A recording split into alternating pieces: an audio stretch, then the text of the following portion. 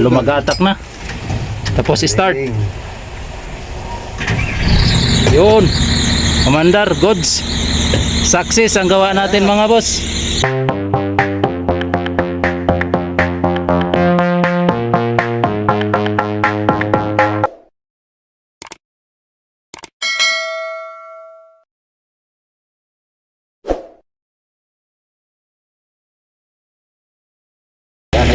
Ito yung mga idol ang pag-repair.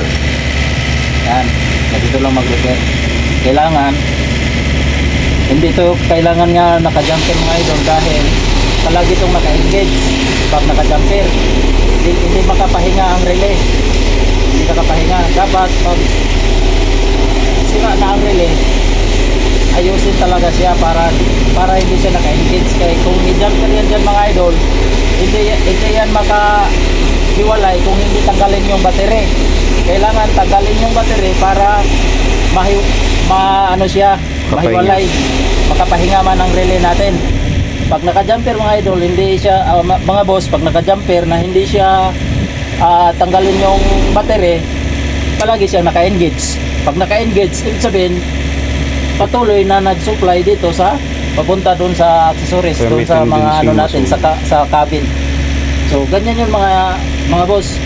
Yan ang pag-aralan natin na para hindi tayo makasira ng unit.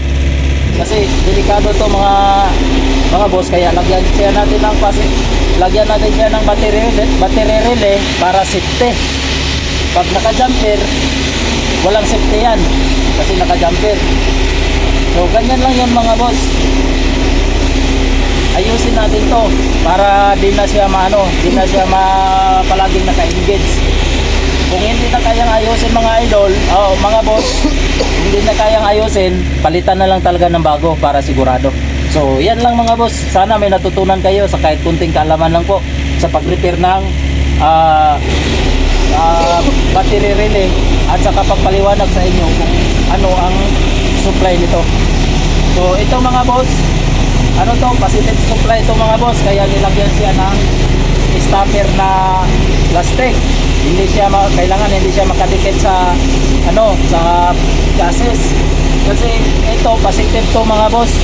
Itong sabi nyo ground positive to. Kaya ito ang bawal nga makadikit. Sunog talaga to pag makadikit to ng negative. Kasi ang positive supply ito mga boss.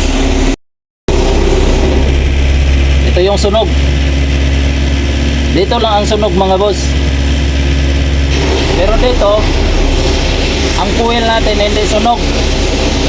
So i-check natin to sa ating bulang crystal mga boss, ang itong diode, kung may connection pa ba, meron ba, kung nakatawid bang kuryente dito. Kung nakatawid ang kuryente dito mga boss, ibig sabihin sira ang diode natin. Kasi bago to makatawid dito mga boss, pag malagyan to ng supply yan, kaya may diode eh. So yan lang yan mga boss. Pag-aralan niyo ng mabuti kung paano natin to i-repair. Pero kung di madala sa repair mga boss, so bili na lang, bili tayo ng bago.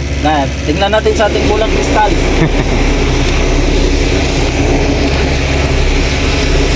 Yan, ito yung bulang kristal natin mga boss.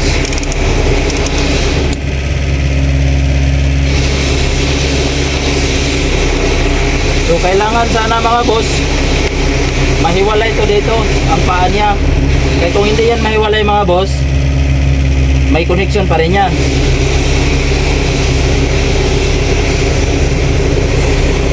So meron siyang connection ang dahil hindi pa nakahiwalay. So wala tayong pang solda.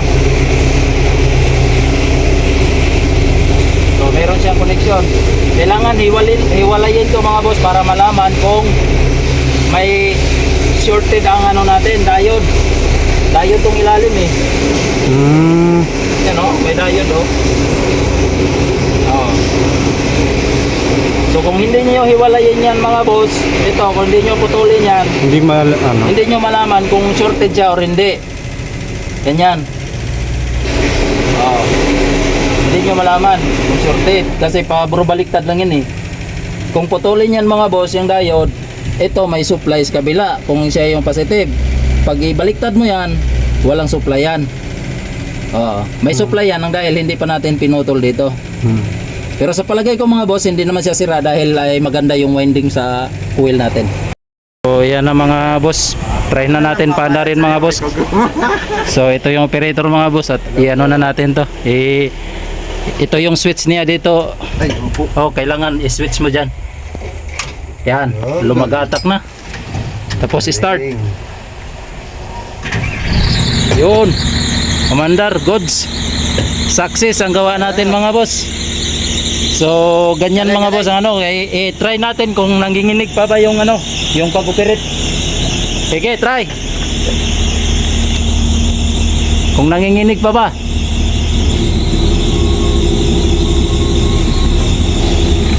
So, ramdam yan kung nanginginig or wala.